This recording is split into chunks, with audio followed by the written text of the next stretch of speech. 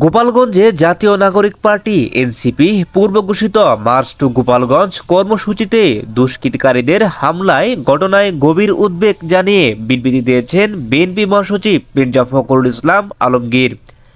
বুধবার বিকেলে এ বিষয়ে এক বিবৃতি দেন তিনি।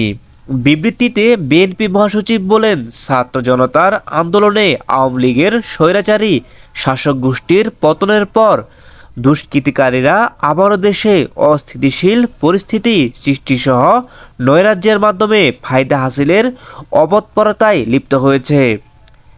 আজ গোপালগঞ্জে এনসিপির পূর্ব ঘোষিত কর্মসূচির উপর বর্বরচিত হামলা, ককটেল বিস্ফোরণ এবং আইনশৃঙ্খলা বাহিনীর গাড়িতে অগ্নিসংযোগ ও পুলিশ সদস্যদেরকে আহত করার বর্বর ঘটনা সেই অপতৎপরতারই বহিঃপ্রকাশ ঘটেছে।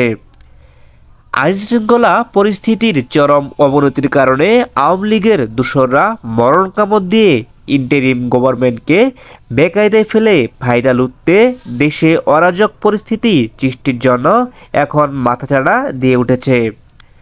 আর এইসব দুষ্কৃতিকারীদের কঠোর হস্তে দমন ছাড়া বিকল্প কোনো পথ দেখতে পাচ্ছি না।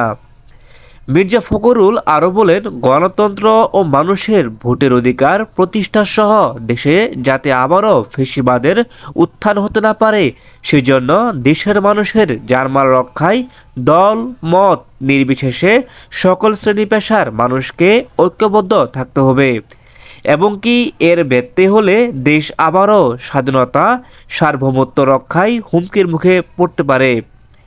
এছাড়া বিবৃতিতে গোপালগঞ্জে এনসিপির পূর্ব ঘোষিত কর্মসূচিতে হামলাকারীদের দুষ্কৃতিকারীদের অবিলম্বে গ্রেপ্তার ও দৃষ্টান্তমূলক শাস্তির জোর আহ্বান জানান বিএনপি এই মহাসচিব। সেই সঙ্গে আহত পুলিশ সদস্যদের আশু সুস্থতা কামনা করেন তিনি।